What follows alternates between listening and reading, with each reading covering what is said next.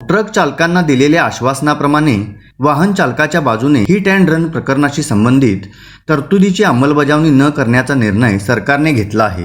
केंद्र सरकारने 1 जुलै 2024 पासून 3 नवीन फौजदारी कायदे लागू करण्याची अधिसूचना जारी केली आहे। 23 फेब्रुवारी रोजी जारी करण्यात आलेल्या या अधिसूचनेनंतर सध्या लागू असलेल्या ब्रिटिशकालीन भारतीय दंड संहिता, फौजदारी प्रक्रिया संहिता आणि 1872चा भारतीय पुरावा कायदा नियोजित तारखेपासून कालबाह्य होईल। केंद्र सरकारने अधिसूचित केलेले भारतीय न्याय संहिता, भारतीय नागरी संरक्षण संहिता आणि भारतीय पुरावा कायदा हे 3 नवीन कायदे फौजदारी न्याय प्रणाली पूर्णपणे बदलतील। विविध गुन्ह्यांची व्याख्या करून आणि त्यासाठीची शिक्षा निश्चित करून देशातील गुन्हेगारी न्याय व्यवस्था पूर्णपणे बदलणे हा या 3 कायद्यांचा मुख्य उद्देश आहे। मित्रांनो, ट्रक चालकांना दिलेल्या आश्वासनाप्रमाणे वाहन चालकाच्या बाजूने हिट अँड रन प्रकरणांशी संबंधित तरतुदीची अंमलबजावणी न करण्याचा निर्णय सरकारने घेतला आहे। या तरतुदींना ट्रक चालकांनी विरोध केला होता। कायद्यातील तरतुदी समोर आल्यानंतर ट्रक चालकांनी कलम 106(2) तरतुदीला विरोध केला होता। अतिवेगाने आणि बेदरकारपणे वाहन चालवून एखाद्या व्यक्तीचा मृत्यू ओढावणाऱ्या आणि पोलिसांना घटनेची माहिती न देता पळून जाणाऱ्यांना 10 वर्षाचा कारावास आणि दंडाची तरतूद आहे। या कायद्याच्या अंमलबजावणीनंतर फौजदारी न्याय व्यवस्थेत कोणते मोठे बदल होतील याचा सविस्तर आढावा घेऊया आजच्या विषय खास मध्ये। नमस्कार मित्रांनो, मी प्रशांत आणि आपण पाहताय आपल्या हक्काचं मराठी यूट्यूब चॅनल विषय खास।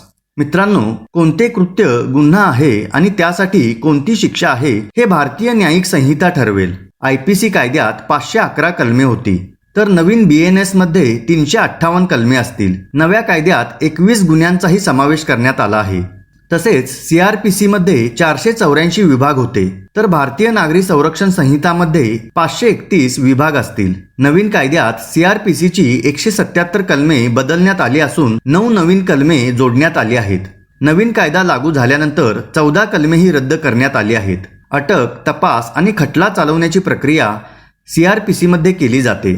शिवाय मित्रांनो, भारतीय पुरावा कायद्याअंतर्गत 170 कलमे असतील, तर आतापर्यंत त्यात 166 कलमे आहेत। खटल्यातील पुरावे कसे सिद्ध होतील, जबाब कसे नोंदवले जातील हे सर्व आता भारतीय पुरावा कायद्याअंतर्गत 170 कलमांतर्गत केले जाणार आहे। नवीन कायदा आणताना 24 कलमांमध्ये बदल करण्यात आला असून पुरावा कायद्यात 2 नवीन कलमेही जोडण्यात आली आहेत। नव्या कायद्यात 6 जुनी कलमेही रद्द करण्यात आली आहेत। दहशतवाद, मॉब लिंचिंग आणि राष्ट्रीय सुरक्षेला धोका निर्माण करणाऱ्या गुन्ह्यांसाठी शिक्षा अधिक कडक करण्यात आली आहे। नव्या कायद्यात 23 गुन्ह्यांमध्ये किमान शिक्षेची तरतूदही करण्यात आली आहे। तसेच 6 प्रकारच्या गुन्ह्यांमध्ये समाजसेवेच्या शिक्षेची तरतूद आहे। प्रकरण निकाली काढण्यासाठी नवीन कायद्यात कालमर्यादा असेल। फॉरेन्सिक सायन्सच्या वापरासाठीही तरतूद असेल। तसेच मित्रांनो, देशद्रोह यापुढे गुन्हा मानला जाणार नाही। नवीन कायद्याच्या कलम 150 अन्वये नवीन गुन्हा समाविष्ट करण्यात आला आहे। या अंतर्गत भारतापासून वेगळे होणे, अलिप्तवादी भावना असणे किंवा भारताची एकता आणि सार्वभौमत्व धोक्यात आणणे हा गुन्हा आहे। हा देशद्रोहाचा गुन्हा ठरेल। नवीन कायद्याअंतर्गत मॉब लिंचिंग म्हणजेच 5 किंवा त्यापेक्षा जास्त लोकांच्या गटाने जात किंवा समुदाय इत्यादी आधारावर एकत्र येऊन हत्या केली तर त्या गटातील प्रत्येक सदस्याला जन्मठेपेची शिक्षा होईल। तसेच मित्रांनो, नवीन कायद्यानुसार अल्पवयीन मुलीवर बलात्कार करणाऱ्या दोषींना आता फाशीची शिक्षा होऊ शकते। सामूहिक बलात्काराच्या प्रकरणात 20 वर्षे कारावास किंवा जन्मठेपेच्या शिक्षेची तरतूद आहे। याशिवाय अल्पवयीन मुलीवर सामूहिक बलात्काराला नव्या गुन्ह्याच्या श्रेणीत ठेवण्यात आले आहे। तसेच मित्रांनो, नवीन कायद्यात दहशतवादी कृत्ये जे पूर्वी बेकायदेशीर क्रियाकलाप कायद्याचा भाग होते, आता भारतीय न्यायिक संहितेत समाविष्ट केले गेले आहे। नवीन कायद्यानुसार देशाला हानी पोहोचवण्यासाठी डायनामाइट किंवा विषारी वायूसारख्या धोकादायक पदार्थाचा वापर करणारी कोणतीही व्यक्ती दहशतवादी म्हणून गणली जाईल। पिक पॉकेटिंग सारख्या छोट्या संघटित गुन्ह्यांना आळा घालण्यासाठी नवीन कायद्यामध्ये तरतूद करण्यात आली आहे। अशा संघटित गुन्ह्यांना सामोरे जाण्यासाठी राज्यांचे स्वतःचे कायदे होते।